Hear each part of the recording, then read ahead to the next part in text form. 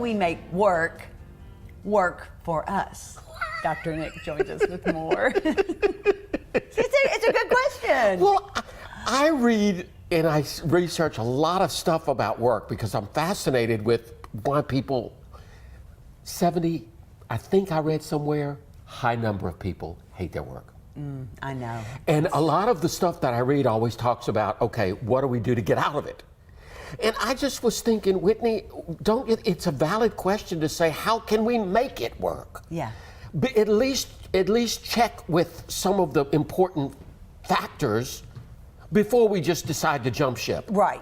I mean, some people stay in a job because the golden handcuffs, or they don't really love what they do, but they are in a great position. They're making a lot of money, as I said, golden handcuffs. Yeah.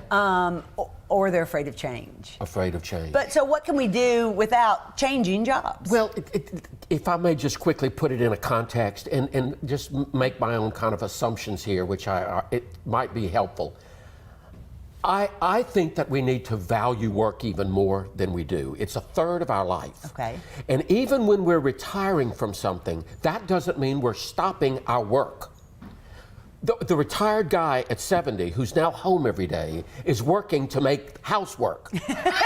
He's There's working a new dynamic to not make his wife crazy, right. or vice versa. And the other thing that I sometimes I just find what I used to believe in doesn't work anymore. I used to be a real big proponent of leave your personal life at the door and go to work. Right.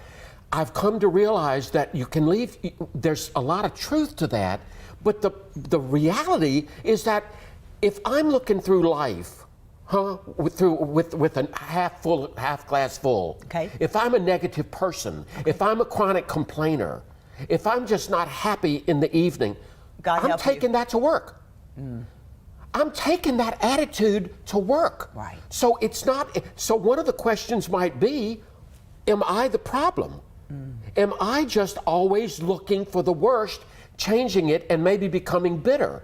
Am I not staying in my lane? Maybe I'm wanting to tell everybody else how they should be. Maybe I'm not accepting of the fact that she's the boss. Yeah. Accept what I can't change. There's a lot of serenity prayer that we take to work. Sure. But I think that is huge what you just said, because I've never thought of it in those terms, in that so many people blame all of their discomfort, unhappiness on their job.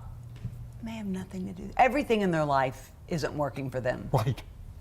Right. It's them. Yes. As you said. And again, that's not to placate or endorse bosses and companies that are terribly toxic. Right. But we have to ask ourselves again, what can I change? So how does a person do it? How do you change all that? That's hard. The negative, the chronic complaining. I mean, if somebody has lived in that world decades, it's hard to get their soul out of it. No question that it's hard, but I do think the first step is to own it. That some of this is my issue. Okay.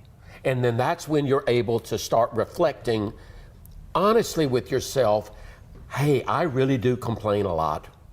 I need to stop.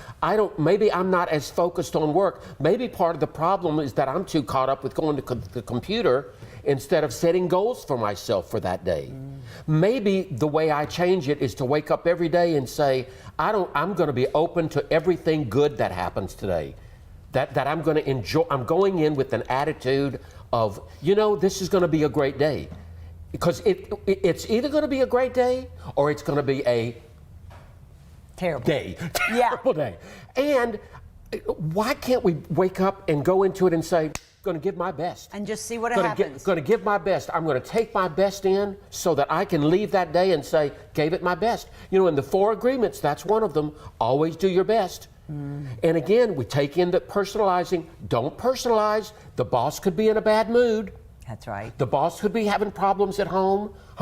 Yeah. The company may be struggling. You're right. The boss, she may have somebody down her neck. I mean, Absolutely. The kick the dog theory, but Absolutely. But again, it's not. Look, Whitney, we've all had several jobs. I mean, I was working at Fred's Dollar Store when I was 15, so we can change. I'm not saying that we can't change. You changed. You changed. That's right. I did. But again, you didn't retire. Right. And some would say, "Oh, you retired." Well, no, you didn't retire. No. But you didn't. But what's important is you didn't leave on a negative note either.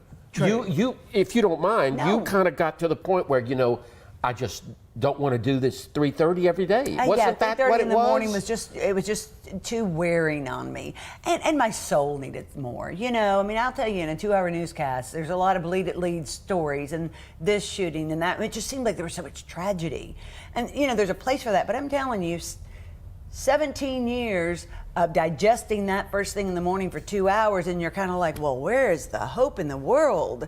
And I knew it was out there. I was just like, I'm going to go find it. I'm going to tell those stories. I'm going to share that.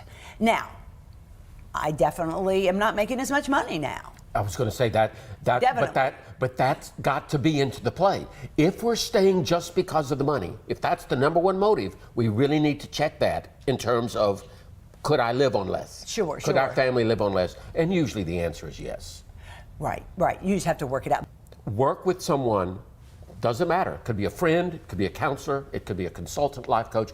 Work with someone and be honest about weighing the factors. All the reasons to stay. Okay. All the reasons to leave. Okay. Right? And then look. And then look objectively at them and see, because leaving may really not be the best thing at this time. Right. And then you want to kind of track it. Just weigh it. Absolutely. Weigh the pros and the cons. And remember, you're looking at yourself while you're weighing them. Is some of this what I need to change? I like that very much so. We all have to look inward, One honestly. other thing, clarity. Okay. If you feel like you've been given 3 more hats to wear, you can certainly say, I don't know if I can manage wearing these 3 hats. Can we talk about that? Yeah. Because we are struggling with people having to do more. That's true. Don't you think? Oh, yeah. Wearing more hats? Wearing more hats. Cutting Costs, right. Yeah, cutting costs. And definitely in some industries more than others. Yes. Television's one of them. Good luck to everybody out there. Making your work for you. Great, Dr. Nick. We're going to do it. Monday's coming up tomorrow. Thanks. That's right. More Weekends with Whitney after this.